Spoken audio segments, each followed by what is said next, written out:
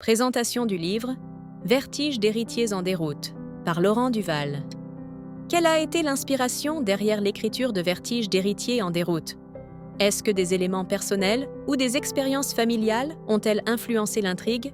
Alors oui, si on réfléchit bien, finalement, c'est à partir d'un problème que j'avais rencontré avec mon fils aîné et qui avait donc donné lieu en réaction à l'organisation d'une thérapie familiale. Et au cours de cette thérapie familiale, des choses avaient surgi, et puis c'était en plusieurs épisodes, en plusieurs étapes. Il y a eu des moments où rien ne se passait, mais il se passait aussi des choses parce que les gens s'écrivaient entre eux. Et en particulier, j'ai échangé avec mon frère aîné. Et à la faveur de cet échange avec mon frère aîné, on a fait un croisement un petit peu d'approche en évoquant finalement des idées générales un petit peu sur tout ce qui apparaissait. Il semblait que la mayonnaise prenait un peu et que ça donnait envie d'aller plus loin. Ça a démarré comme ça.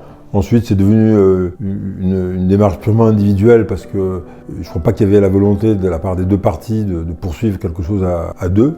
Ça a continué différemment, mais le point de départ a bien été quand même celui-là. Le livre aborde des thèmes profonds comme l'héritage familial et les pressions sociales. Pouvez-vous nous parler de votre relation personnelle avec ces thèmes et pourquoi avez-vous choisi de les explorer dans ce roman? Alors je fais partie d'une famille comme beaucoup de familles de cette époque qui a vécu des changements, des déménagements, des déracinements. On était une famille au départ parisienne qui est partie ensuite vivre en Tunisie, puis ensuite nous sommes revenus à Nice. Donc c'était pas quelque chose de purement lié à ma famille personnelle, mais c'était quelque chose que beaucoup de gens vivaient, partagé avec toutes ces autres familles, toutes ces aventures, qui avaient parfois bien sûr des détails qui étaient différents. Il y avait quand même cette logique du déracinement, de la transplantation, de l'abandon, et donc ça pouvait aussi donner lieu à des instabilités qui pouvaient prêter à réflexion. Ces histoires familiales, j'en suis bien imprégné, et on essaye de ramasser des brindilles à droite à gauche, et puis finalement toutes ces brindilles, quand on les rassemble, ça constitue une sorte d'humus familial, et finalement cet humus familial, on dit toujours qu'il n'y a pas un seul individu qui est semblable à un autre, et ben, il n'y a pas une seule famille qui a un humus familial identique, c'est-à-dire que chaque famille a sa tonalité particulière, chaque famille a son humus. Finalement, ce que j'ai retiré de l'influence de ces auteurs, c'est ce principe essentiel de l'identité profonde de chaque famille. Dans votre livre, on retrouve un sens du détail assez fort et beaucoup d'émotions, comme de la mélancolie. Comment décririez-vous votre style littéraire? Et comment pensez-vous qu'il sert l'histoire que vous racontez?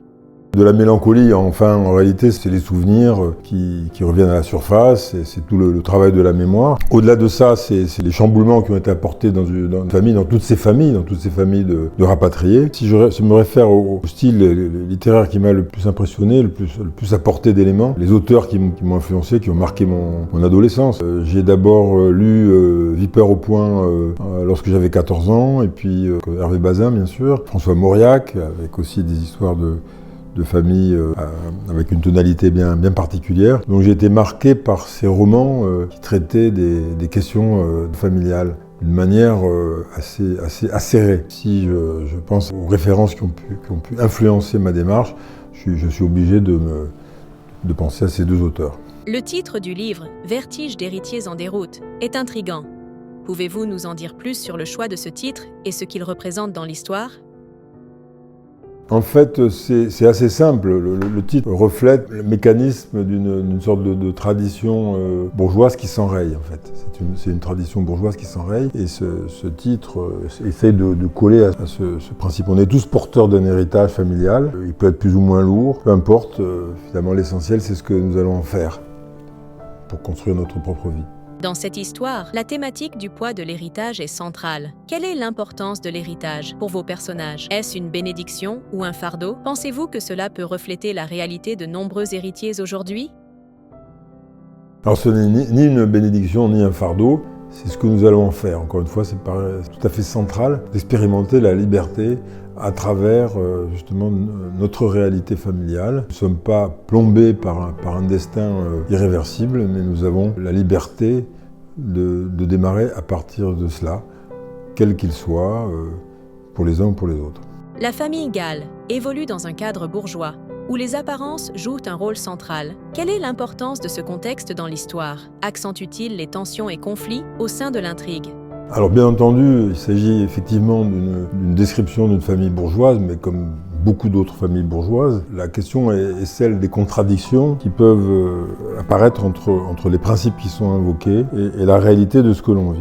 Finalement, il y a une source de tension qui est liée à cette déchirure entre ces deux aspects, les principes invoqués, la réalité de la vie. À travers ce livre, il y a de ma part la volonté de dépasser les apparences, c'est-à-dire on a le sentiment quand on observe de l'extérieur le fonctionnement d'une famille comme celle des Galles ou comme d'autres personnes, on a le sentiment que finalement il y a eu des personnes qui sont considérées comme étant en situation d'échec et d'autres qui sont en situation de réussite. Et finalement, on a le sentiment aussi que si on creuse un peu, on examine en détail les circonstances et les antécédents de chacun, qu'il y a des personnes qui sont au sein de cette famille les dindons de la farce. Donc il y a aussi une façon d'approcher le fait de rendre justice à des personnes qui ont été maltraitées, même si personne ne le sait, si personne ne s'en souvient, en tout cas ça a été ressenti comme ça à un moment donné. Et donc il y a une façon de dépasser les apparences et de montrer qu'en définitive, ce classement, entre guillemets, les mauvais et ceux qui sont les bons, il y a peut-être une réversibilité. Au sein de ce livre, on sent une cassure générationnelle. Certains personnages sont marqués par des moments d'introspection, où ils se remettent en question, au contraire des personnages plus âgés. Est-ce intentionnel? Comment l'expliquez-vous?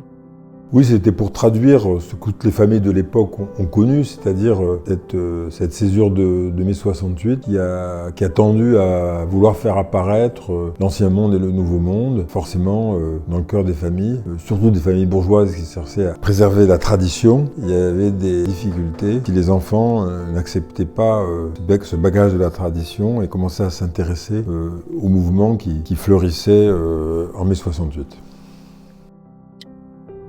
Si vous deviez résumer Vertige d'héritiers en déroute en une phrase pour donner envie de le lire, que diriez-vous? Je dirais que c'est une aventure. C'est une aventure avec des tourments, des difficultés, des drames. C'est une aventure dont on ne sait pas de quoi elle va véritablement accoucher. Il y a toujours cette espèce d'incertitude, cette espèce de crainte que les choses se dégradent encore davantage. Finalement, à travers toutes ces pérégrinations, à travers l'histoire, on voit cette famille vivre cette aventure à épisodes et rester marquée par des blessures anciennes qui ressurgissent. Et je crois que ce qui est captivant, pour ma part, ce que j'ai ressenti, ce que j'ai essayé de transmettre à travers cet ouvrage, que j'ai ressenti en lisant les ouvrages de mes aînés, c'est cette force d'une espèce d'épopée, une espèce d'épopée familiale. Quel type de lecteurs, selon vous, seront particulièrement touchés par cette histoire? En quoi les enjeux abordés dans le livre sont en lien avec les préoccupations modernes? Je pense que ce sont des sujets éternels, ce sont les sujets de la parentalité, de l'éducation, de la formation, de l'émancipation. Donc ce sont des sujets qui doivent forcément captiver tout le monde parce que la grande majorité, sinon la totalité des familles fonctionnent avec ce mécanisme de la formation et de l'ouverture. Et donc je pense qu'a priori, ça reste quand même des sujets universels. Quelle a été la partie la plus difficile à écrire dans ce livre? Et quelle partie vous a apporté le plus de satisfaction en tant qu'auteur? Alors, la partie la plus difficile à écrire a été celle qui relate les déflagrations familiales que le lecteur pourra découvrir. En plus, elles sont au début du livre. Donc c'est la partie la plus coûteuse en termes d'émotion, en termes de ressources personnelles. Ça fait référence à des événements qu'on a vécus, que d'autres ont vécus, qu'on a partagés. Enfin, il y a tout ce contexte qui rend l'écriture douloureuse, j'allais dire. Pas pénible, parce que l'écriture n'est jamais pénible, mais tout au moins douloureuse. Pour parvenir à terminer un écrit de cette nature, il faut forcément, à un moment donné, faire des coupures pour respirer et chaque fois aller plus loin.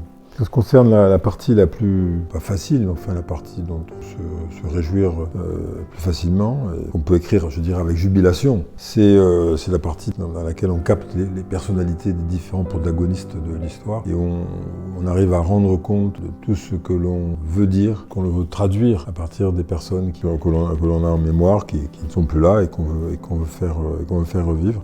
Comme je disais l'autre fois, dans cette façon de les faire revivre, c'est aussi une manière de rendre justice, de les honorer. Pourquoi est-on fier de ces parties? Parce qu'on a le sentiment d'avoir redonné vie à ces personnages. D'un coup, tout d'un coup, ils se remettent à exister. Et ça, je crois que c'est quelque chose de très précieux. Alors finalement, dans un roman, l'auteur propose au lecteur de réhabiliter des personnes qui ont été maltraitées dans la réalité de leur vie. Finalement, l'auteur redonne vie aux protagonistes d'une histoire, il leur redonne une chance de pouvoir être à nouveau compris, écouté, entendu. Ce cadeau, c'est en dernière analyse le lecteur qui le fait, qui peut le faire.